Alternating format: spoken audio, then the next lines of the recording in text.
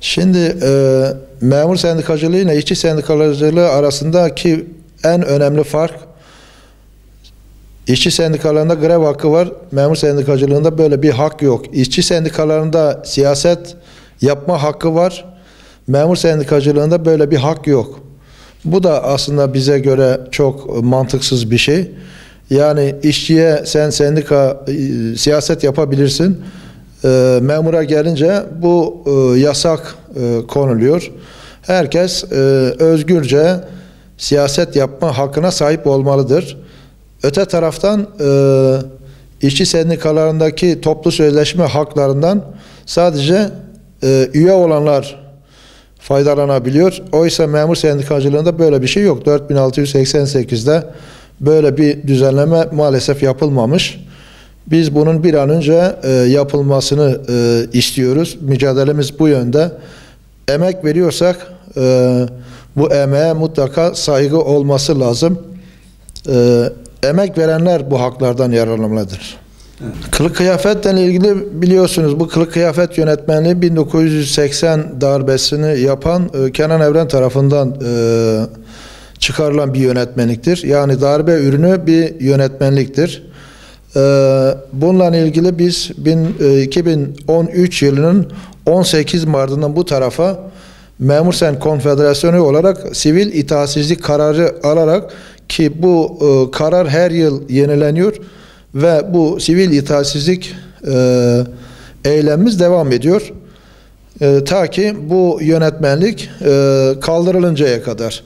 Biliyorsunuz biz 2013 yılında 13 milyona yakın bir imza kampanyası başlatmıştık. Onu hükümete sunduk. O zaman ondan sonra bu başörtüsü meselesi bu yönetmenlikte çıkarılarak halledilmiştir. Fakat biz bunu yeterli görmüyoruz. Niye derseniz bu anayasal bir haktır. Anayasayla düzenlenmesi lazım. Yani yönetmenliğe bağlı bir kılık kıyafet düzenlemesi olamaz.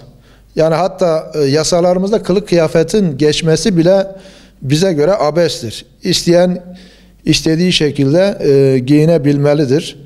Bize göre biz insanın kafasıyla, yaptıklarıyla ilgilenmeliyiz. Ne üretiyor, ne başarabiliyor. Bunları ortaya koyması lazım. Yoksa kılık kıyafeti düzgün olmuş, devlete, millete bir faydası olmamış, bunda bir şey çıkmaz. Toplu sözleşme biliyorsunuz 2019 yılında yapıldı. 2020 ve 2021 yıllarını kapsayacak şekilde. Bu toplu sözleşmede memur sene olarak maalesef hükümet bizi hayal kırıklığına uğrattı. Yani bu toplu sözleşmede biliyorsunuz imzalamadık. Hakem kuruluna gitti. Hakem kurulu da bize göre hakem kurulu hakemliğini yapmadı. Sadece ve sadece noter görevini yaptı. Yani burada bizim toplu sözleşme masasına götürdüğümüz 657 maddelik bir talep söz konusuydu. Bunlar 20 gün boyunca masalarda her hizmet kolu kendine düşen kısmını tartıştı, görüştü. Hatta birçok maddede de uzlaşıldı.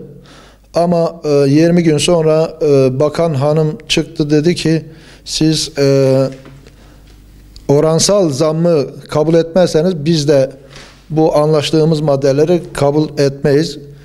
Ve böyle bir şey ortaya çıkardı maalesef.